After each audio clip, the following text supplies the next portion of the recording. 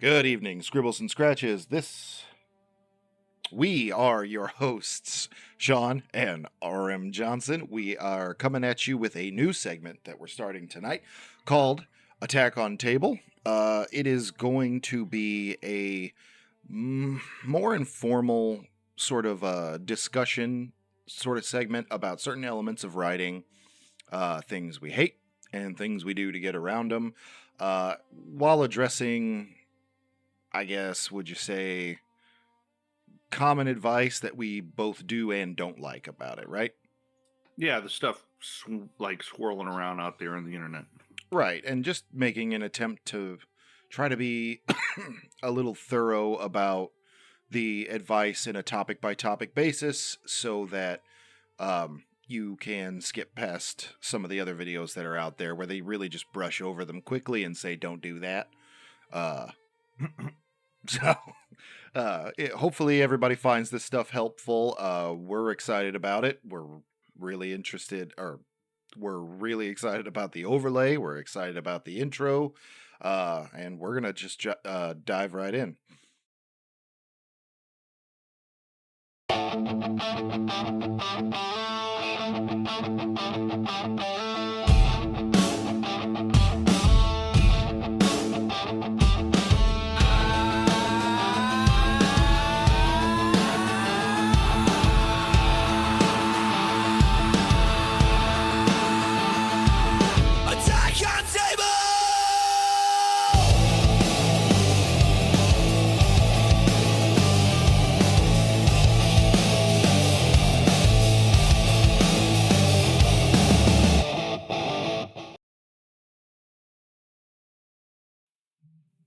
Scribbles and Scratches of the Fitz of Writing community, storytellers specifically. Have you ever been accused of expo dumping information all over your readers' faces? Do they get it in their eye? Maybe a little in their mouth? Are they entitled to compensation? I think we can help with that. The first part, not the second or the third. Good luck with the third. Ryan, what are we talking about tonight? We're talking about show don't tell. The advice that everybody gives, regardless of what the problem is. Show don't tell seems to be the only solution. So I think we have quite a bunch of qualms with that. Generally, what it's reaching out to is like describe stuff, don't just tell us things. Description is more, it's what draws in readers and things like that. But to me, there's a lot of holes. What about you, Sean? What is it, the thing that you hate about show don't tell? This is the first part of these segments, which is going to be what we are labeling as the attack. Show don't tell is more sort of like bumper rails at a bowling alley, as far as making sure that the ball gets to the end and hits the pins. When it comes to things like world building and getting your story from start to finish, and what I hate about it is, so the thing that I think that I hate the most about it is really just how the advice is kind of relayed to new authors, or even just handed as criticism, with just by very surface level saying show don't tell, uh, and how you really have to kind of do a deep dive into figuring out like how the story is telling you and not showing you. And that's kind of what we want to really dive into tonight. So, Ryan, you had an example that you wanted to address, right? Yeah. I mean, I think anytime I talk about this to people, it's probably my go-to example because I feel like it kind of illustrates the real problem. I have a show that I love to watch. It's called Critical Role. I don't know if any of our viewers ever seen it, but very early on, it's a game about D&D in which the dungeon master describes the environment and the actions to the players. And if you kind of consider yourself the DM of your story, your players are your audience. In this, Matt Mercer is a wonderful DM, and he describes this stuff. And so the party's just kind of going through this dungeon-like place, and Matt's describing the moss on the walls, all this stuff, and it's great. But they get to the end, and he's just describing this chair sitting in an empty room. There's like blood splatter everywhere. There's like burn marks on the walls, and there's a chest that's pulled up. anyway, so the group start imagining what took place in this room and what this chair being here means, and they start questioning whether it's some torture scene they've walked in on. Earlier in the campaign they were attacked by magical floating objects, so they're concerned, like, oh, is this some evil chair? Look at all the destruction this chair has caused. And they're leading themselves to believe this because Matt is just describing in great detail everything, but he's doing that so that he can kind of draw the audience in, and that creates a disconnect between him and them.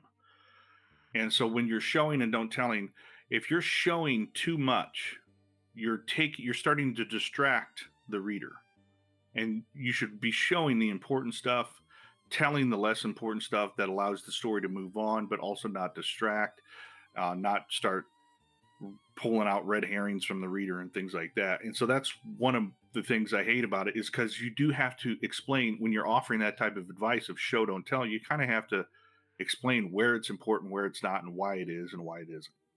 And most Yeah, people don't do that. I think that you hit on one thing, is that if you're going out of your way to show, i.e., describing everything that's going around, just so that the reader has the most vivid picture in their mind, you mean well, but you might be pulling emphasis away from what's actually going on. Because didn't you say that, like, all that your guy wanted to do was just say there's a chest, that there's something in it, they gotta look in, but everybody's worried about this chair, Yeah. and how it seems like a murder has happened here. Murder. Yeah, he was just trying to illustrate that someone at some point had pulled this chair up so they could sit down to open up this chest, and they're thinking like all this dubious nonsense is happening. Right. And it doesn't take a lot to distract from what it is you're trying to do. I like to call it the lens. So it's like when I'm doing it, I'm like, where's the lens going? Um, do you have any other hatreds for this? I know I've got plenty, but I can talk a lot, and I'm trying not to overrun you. For once, let it be known, at the beginning of season 2, Ryan finally feels like he needs to shut up. Aside from misplacing emphasis on, what you want your reader to be focused on, I think that that's really the issue. Is it throws off the balance of what they're supposed to be focusing on. If you show too much, that happens. If you tell too much, you're spoon feeding them. Either way, go too much in either direction, you're probably going to be sitting your reader down in front of a whole wall of text where you're relaying too much, trying to get things told exactly the way you want them perceived. And it may not even be, just like in Ryan's example, important to the story. And that is something that I think needs to be, for lack of a better term, tightened up. But as far as telling too much, the telling, like I said, it can be really boring if you're just delivering the lines, of description to the reader. And they are kind of just wanting to get through stuff that you may not have conveyed is important enough. So not only are you boring them, but by not letting them sort of imagine their own scene in their head, you kind of you're spoon feeding them. And your readers are not babies; they do not need to be spoon fed most of the time. To stay in the pocket of what you're describing, of like when it is important to show versus when it's important to tell. Emotions are probably a good keystone. I think when you just tell the audience like, oh, they're sad, I feel like you're undercutting what you're doing, but it also kind of like dismisses the reader's capability of reading between the lines of things and gathering their own conclusion. And that can be insulting. It can feel like I feel like I'm being talked to like a toddler, like I don't know when someone says something that I perceive to sound sad or upset, and now you have to tell me that they're sad or upset.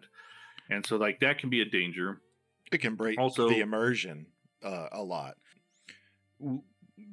If you're both if you're both showing what is happening to the reader, but also telling them, like, Mark was angry, and he balled his fists and furrowed his brow. The angry is superfluous. It's unnecessary. You don't need to throw something like that in there, uh, just because it takes a. When I say that, it takes away from the immersion of the scenario that the reader is kind of chewing on at that moment in time. You're almost asking them to imagine that the character is thinking, I am angry, and most of us don't think that very much. no, no. And most of us, with a few key like notes, can understand what's happening. Like the furrowing of the brow. Like we as people do that, so we understand how we feel when we do it. We don't need you to explain it. Just say it, move on. We'll get it. We'll jump on board. We're intelligent, hopefully. Hopefully, we're gathering that. Another good one, that a good reason why I hate this advice is because people say it. They say show, don't tell, but they don't explain that showing can dramatically slow down your story.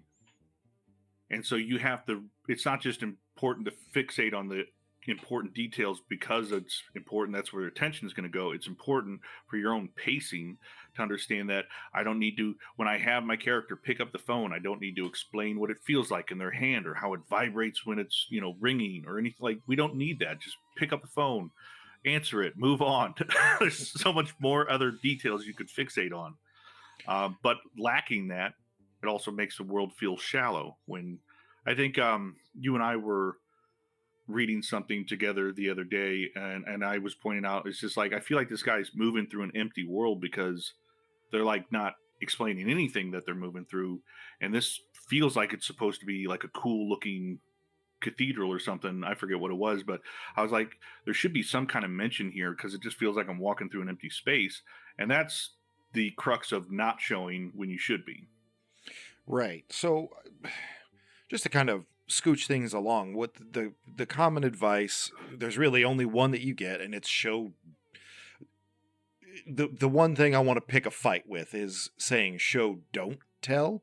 And I think that we'd be in agreement to say that it's more show over tell, but tell when it's necessary. And the showing is what you're keeping the reader immersed with by letting them see things maybe almost from the outside the person, but inside the room. Telling is just stating the facts, and I think that a story will flow better when you are kind of relaying it in that sense. But telling has its place, especially Yeah, like yeah, what yeah. Ryan was talking about with this script we were reading the other day.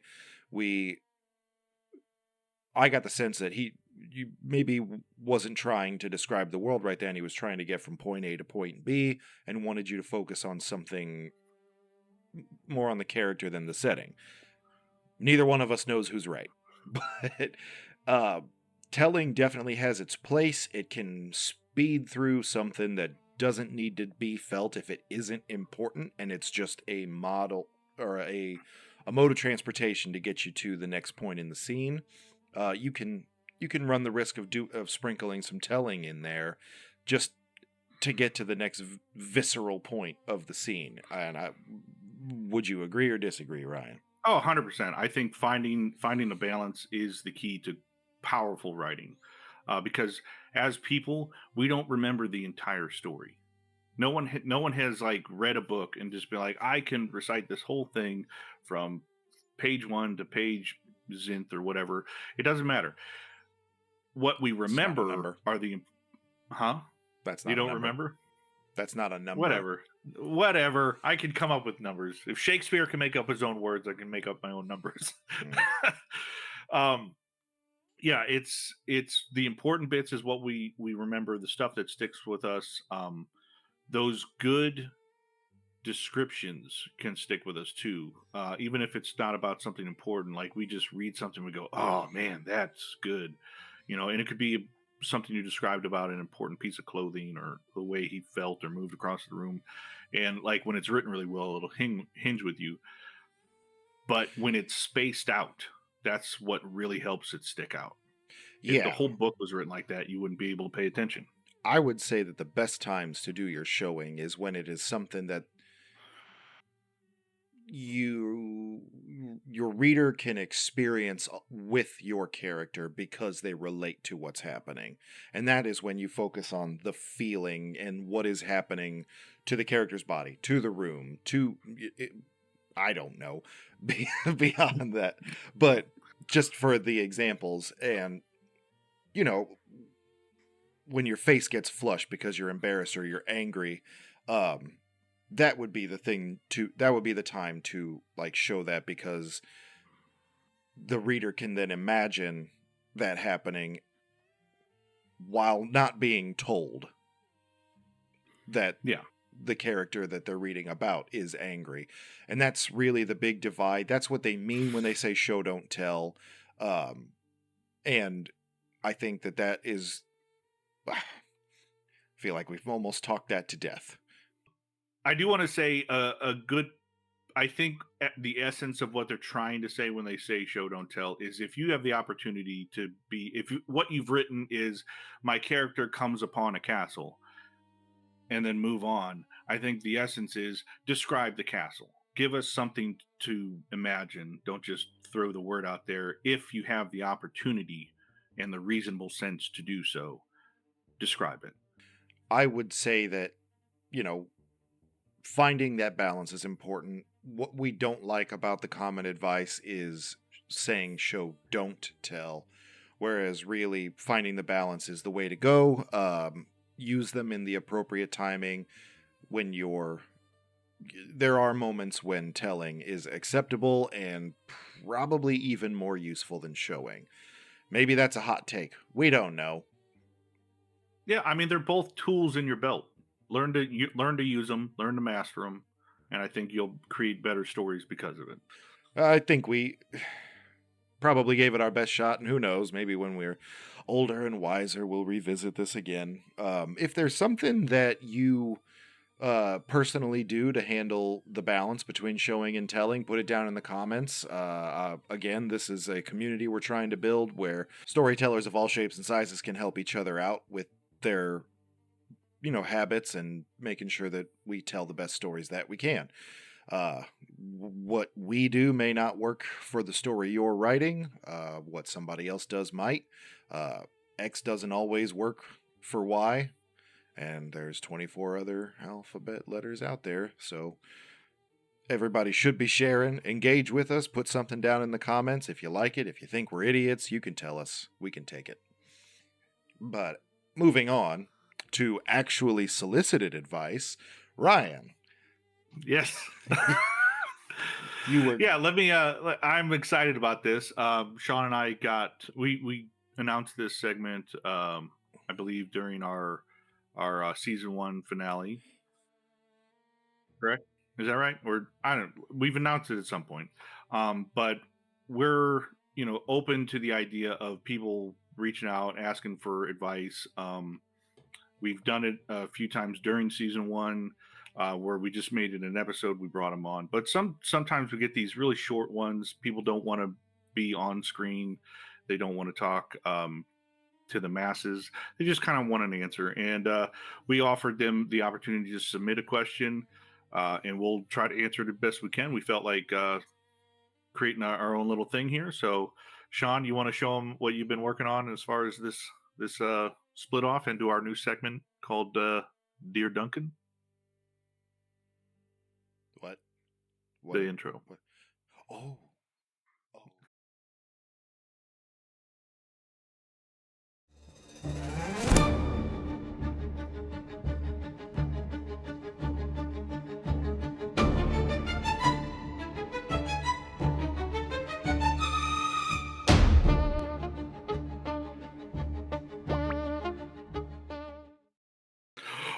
And through the power of the internets, we have this wonderful new overlay, and our friends over at NJC Printing. If you guys like the overlays of any of the channels coming up, especially after season 2, any of the segments we're doing, reach out to them. There's a lovely lady named Rose. She helped us out greatly. But let me go ahead and get into this. This comes from Anonymous. Dear Duncan, I'm knee deep in a novel that refuses to cooperate. I know my characters, I know the world, and even how it should end, but every time I try to write the ending, it feels forced, like I'm imitating myself instead of telling the truth. I keep revising the opening chapters to avoid facing the problem, and the manuscript is starting to feel like a well decorated hallway with no door at the end. I love the statement there. It's very well written, very imaginative. Um, how do I tell the difference between an ending that needs more patience and one that needs to be abandoned so my story can finally take shape? Well, don't abandon the ending. A story needs to end. You're welcome.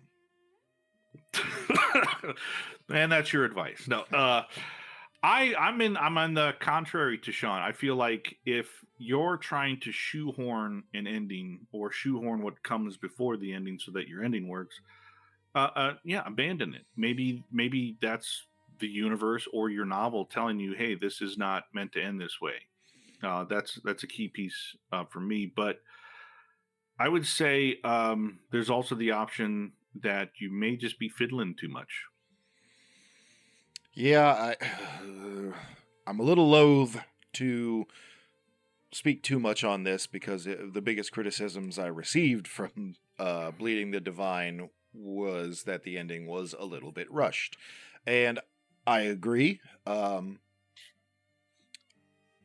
I would say that if you're if the question is actually should you abandon the ending that you have, then maybe it isn't strong enough. But if you love the ending and you don't want, if you love the ending, maybe you're just not ready to get there yet. What threads are left loose in your story that you feel should be wrapped up? And is it appropriate to get those bound up before you hit the ending? Will you feel better about it then? I don't know what you think, Ryan. I think that's an excellent point. There, it could be a case of you not wrapping things up in a tight enough bow, and so that's where like the sense of like, oh, this isn't like working is coming from, is because ultimately like there's some unresolved issues. I would say if we're just offering advice, not so much like trying to solve your problem, but like what can I do in this step? I would say this is probably a prime time to polish up as much as you feel like you can, and then get some readers involved and get their opinion, because they may not feel the way you do. They may feel like, oh, this is a solid ending. Yeah, there's some untied stuff, but I'm expecting that to be like set up for a next book or something. And if that's the case, then you might be fine. You Yep. might be overthinking it. Yeah, there is an element about this that I'm not the most wild about when folks, it's a good question, it's a good problem to have.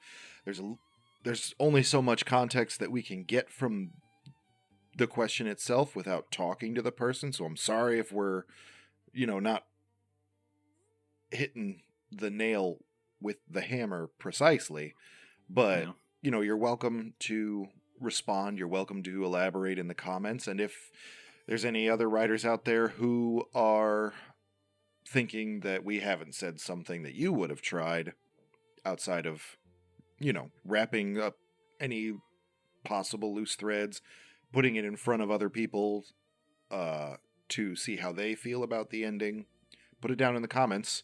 And then Anonymous, whoever you are, Any moose. it's one of the mooses. Yeah, one of the Mies. Mies. Yeah, put your own advice out there. So let's see if we can get this person moving in the right direction. Maybe make them feel unstuck. Like I said, this whole thing, this little experiment, is about building a community where we can ask questions, get some answers, maybe just help us get our own creative juices flowing. Um, if you guys like what you're seeing here and you want to support the channel, please strike the like and subscribe. Yep. Oh, Sean. Oh, Sean, you left me alone. Or Semper Scribe. Keep an eye out. We are doing we're still doing our Teletales.